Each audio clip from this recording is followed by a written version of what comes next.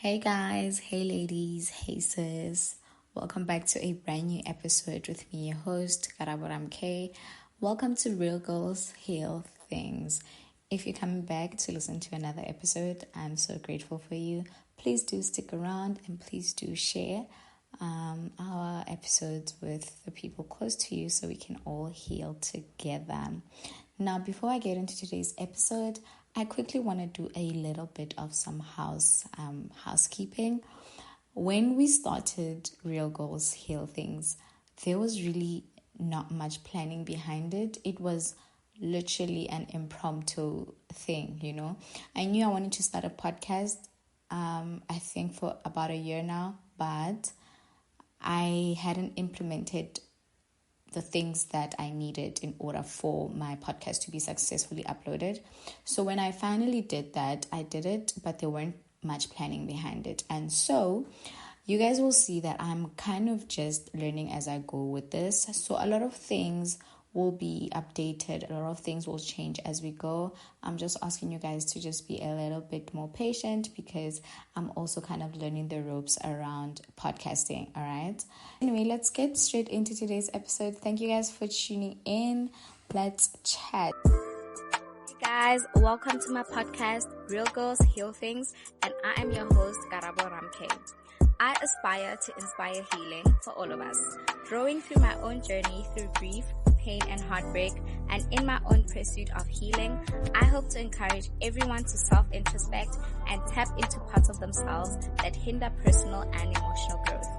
I hope by engaging in difficult conversations, we can dismantle toxic cycles that perpetuate our trauma, and ultimately strive towards wholesomeness and living as the best versions of ourselves. So, think of this podcast as our intimate space for discussing healing, breaking through trauma, and embracing healthier ways of coping. A sanctuary akin to AA, but for matters of the heart. I hope you find this podcast meaningful and helpful, and do share your thoughts on this next episode.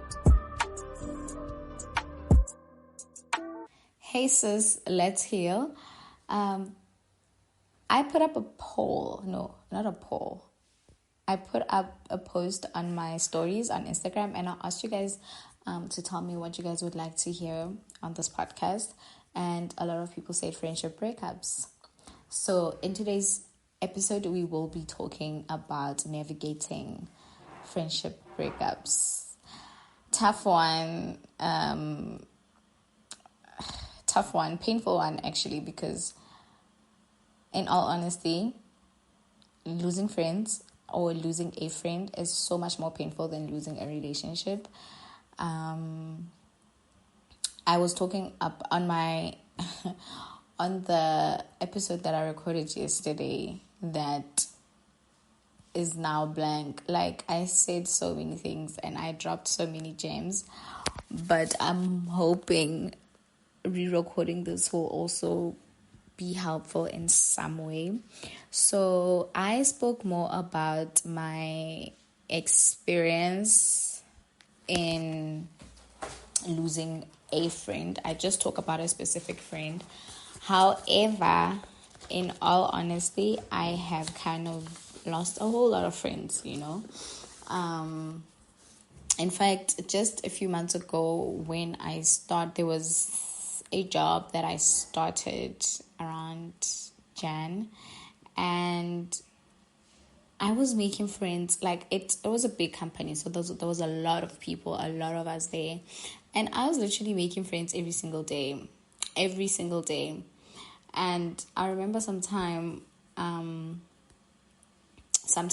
the job, I put up a status on my WhatsApp, and I'm like, guys, is it normal how easy it is for me to make friends? I don't know if easy is the word, but like, I navigate or like I connect with people so easily.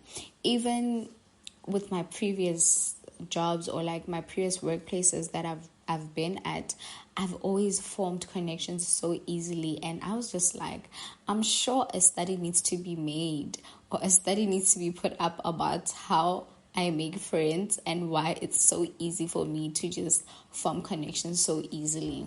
But now the really sad part about this as well is that I lose friends just as fast and just as easily, you know. I know a lot of people just in general. I get along with a lot of people. I'd like to say I'm a really nice and good person, and people easily navigate towards me, like just in different spaces. I don't cause havoc a lot, so I don't know. And I think I'm like just a very relatable girl in general. But then, yeah, so I formed these connections that turn into friendships, that turn into love, that turn into real good and close friendships. But then I lose them almost as easily, and that has kind of put my nervous system in a bit of a wreckage. You know, I've always struggled to now open myself up when I meet people that could potentially also be close friends to me. So another backstory, when I was doing therapy, because I remember sometime last year, no, 2 years ago, when I was in therapy, simply because I was always in a triggered state. I was always in a triggered state. If I fight with my friends, I'd become like so triggered. Like, I don't know why my brain works like this, but my brain exaggerates everything. So I think it also exaggerates people's place in my life too, because I had this friend and I had just met her. Like, I have other friends that I've been with that have been in my life long, but then I met this friend and she came into my life at a point where I was so depressed, so sad, so lonely. I was really in a dark place.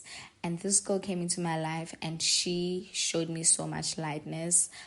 I felt human again. I felt like I had a chance at being happy again. She really walked into my life and found me gasping for air and literally pulled me out of the water while I was drowning and saved me. And I loved her so much. Like, she healed me so much in that space of my life. And we got along like a house on fire. It was wild because we really had never, like, we didn't know each other that well. I think we met once, kicked it off, and we were the closest. Like, we were so close. But then when I started doing therapy, and I realized, my therapist was like, my problem is that I exaggerate people's places in my life, and I put everyone on such a high pedestal, and when they disappoint me, I get into a triggered state. But the problem is not that these people are disappointing me. The problem is where I place them in my life. Because with this friendship specifically, I had taken this girl and I made her my everything. I had formed this bubble of friendship and I guess there's nothing wrong with that. But honestly, I think for me, it almost came to a level where I was probably like in a trauma bonding friendship. Eventually, I think once the excitement of the friendship had died down, or whatever it was, I don't know. But for me, I really thought this was someone that was going to be in my life for a long time, right? To a point where even my other friends couldn't even understand it, because this is somebody I just met. Like, how am I this close with this person as compared to the people that have been in my life, my childhood friends, all of these people that were there way before her. But she really, I don't know what it was, but yeah, so we formed a really good friendship. And when I was in therapy, and like my therapist kept kind of explaining to me how I'm an anxiously attached person, or how I like I move in my relationships, like just generally friendships, relationships, in more of an attached, anxiously attached style. So I always think I need to like hold on to people, and I exaggerate their place in my life. I overextend myself to them. I people please. I literally stretch myself to a point where I'm holding on to this person for dear life. And I read somewhere where they say that we are not meant to possess people, we are meant to experience people. And I think maybe I had gotten to a point where maybe in my heart I don't want to say the word, I don't think I was possessive with her, but I think I clung on to her so much that I lost my own identity in the friendship. Because if I was going to go somewhere, she needed to be there. If I was going to do something, I would have to call her and tell her first that this is what I'm doing. And I think when I started feeling like the disappointment or the disconnect in our friendship, I felt dysregulated. My system was dysregulated. My nervous system was dysregulated. I felt like, oh my gosh, do you hate me? Do you? And it was only after I went to therapy and I had this conversation with my therapist, and it wasn't even about my friends, it was about other aspects of my life. But then she made me realize that the reason why I get so dysregulated with my friendships is because I hold them at such a high regard and I place people at such a high pedestal. And I think I make people perfect people in my head. I think we all need to get to a point where we humanize our experiences with other people. At the end of the day, we might love people, but they are still human. And we need to have relations with them on a human level. So I needed to get to a point where I could literally look at my friend as like a normal human being, not the superhuman being that I had created in my head, not this amazing person who does not make mistakes, who could not make mistakes. Okay. So eventually,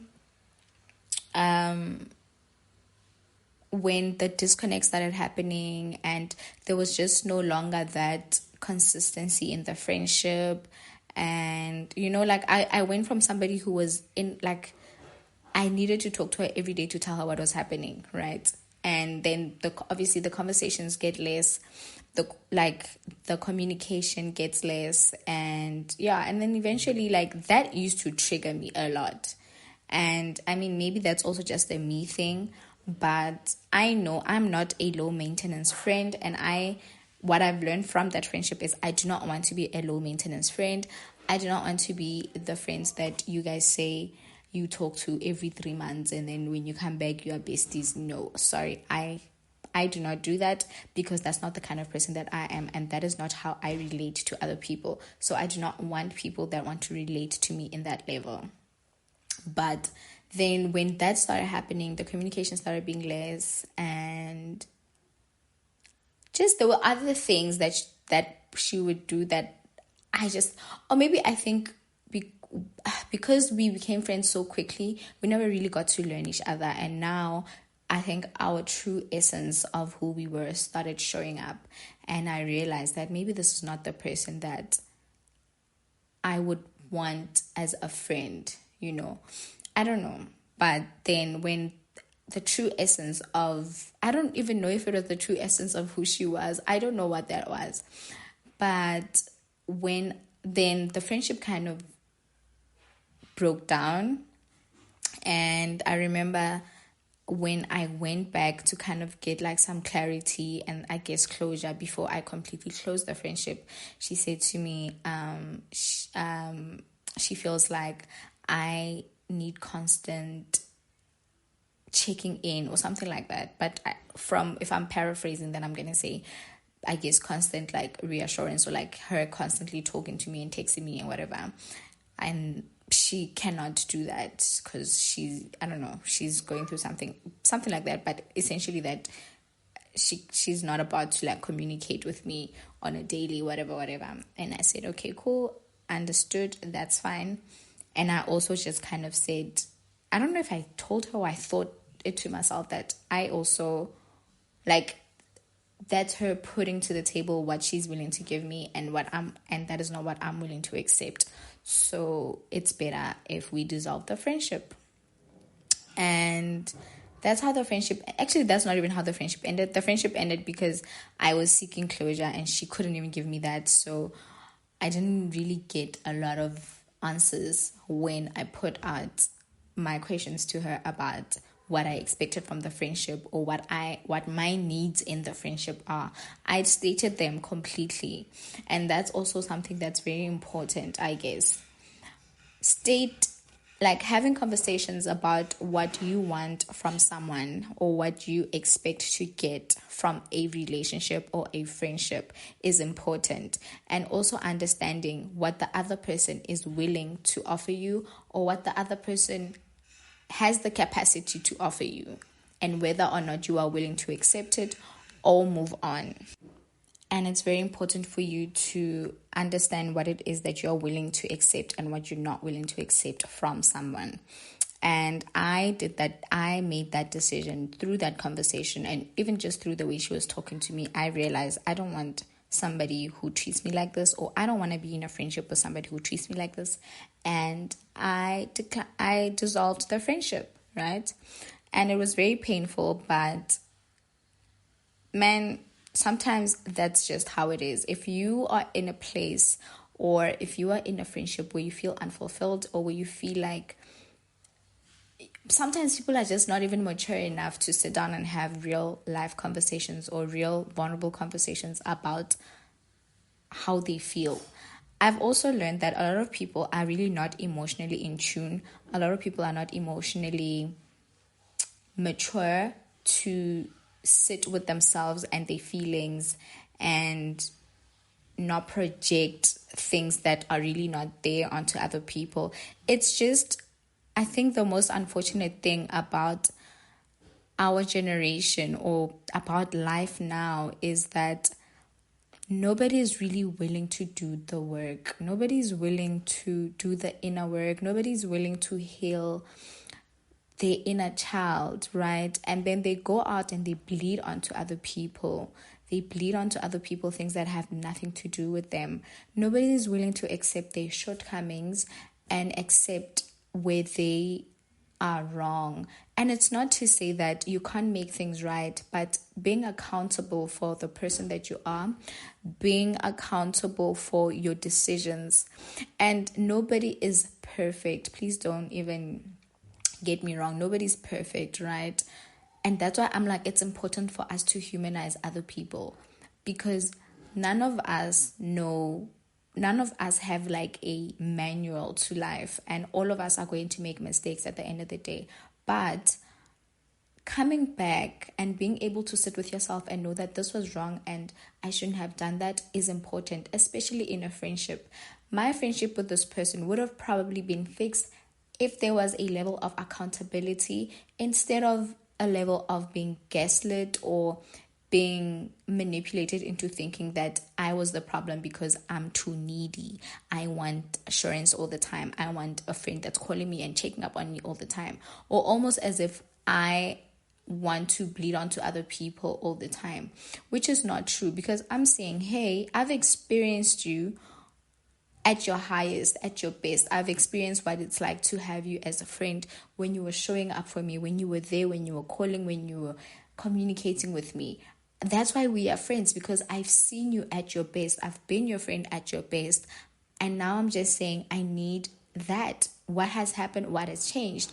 And then you come back and you tell me, no, I can't do that anymore.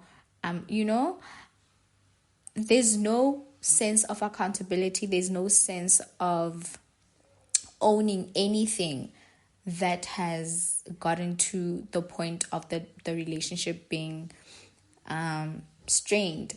So yeah, it's also important for us to just meet people that are willing to work on themselves. I think at the point that I am in my life now, I don't want friends, or I don't want people rather around me that are stuck in their toxicity. Like, because I do so much inner work, right? And I'm not perfect, but I do so much to try and heal myself and my inner wounds and my inner child, that I don't want people that are going to be in my space that are going to completely and consistently trigger the parts of me that I am trying so hard to heal from. And it's also important for us to be in friendships that allow us to do that allow us the space to heal and grow and evolve in the friendship. And sometimes when we're in spaces where we can't do that, other people just kind of go their separate ways.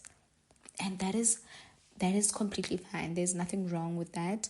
When you've outgrown a shirt, no matter how much you love it, you are not going to keep wearing it. You're just going to accept that the shirt is too small, or like it's just not your style anymore. You don't like how it fits you anymore, and you're going to move. So I guess when you reach a point in a friendship where you've realized that you are unfulfilled one, there is no growth in the friendship. There's no reciprocity. There is no reciprocity. Wow, guys, there's no that word. I'm not even going to try and say it. But the person doesn't reciprocate your energy. When that person does not reciprocate your energy, move on. You will meet new people. You will meet new friends. You will meet your, what is this? Your community, your people, the people that understand you. You really will. And for me, if you want to go back and have like a conversation with somebody that hurt you, and you're doing it with maybe the idea that you guys can mend the friendship again, from my experience, it won't be too long before you are back there again. Like, if you say you decide to have a conversation and then fix things, the breakdown of the friendship is always going to be there, unless, like I said again, unless people are willing to do the inner work. If they do, then yes, maybe. But if not, then it's a problem. So I don't have a lot to say on this topic, but I do have, a little piece of advice. My thing is, the first thing you want to do, or the first thing that you want to focus on when going through a friendship breakup is reflect. Reflect on the first thing is to reflect on how the breakdown of the friendship happened. Also, please reflect on yourself too, because a lot of the time you are always the villain in someone's story. Okay, nobody's perfect. So a lot of the time you may have also kind of lacked somewhere in the friendship. Be willing to also account and own up to the part that you have played in the breakdown of the friendship. So reflect on that. Next thing, understand that not everybody is meant to be in your life. Some people are meant to be in your life for a season to achieve whatever they wanted to achieve, or to achieve whatever God had set out for them to achieve in your life and to move forward. For me, I as I mentioned, I was at the lowest part of my life, and that girl saved me. That girl really, she was everything to me, everything that I needed at the time. She gave me the most amazing support at the time that I needed it, and I can never take that away from her, even through the breakdown of our friendship. Those moments I will forever cherish, because it was exactly what I needed at the time, and she gave it to me so effortlessly.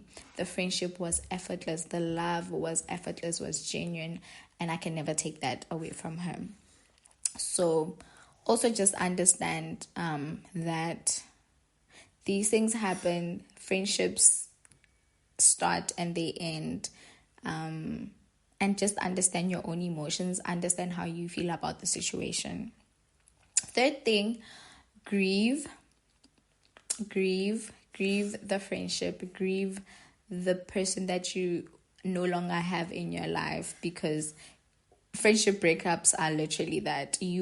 And with friends, it's so painful because this is the amount of connection that we have with our friends is so deep. It's so intense.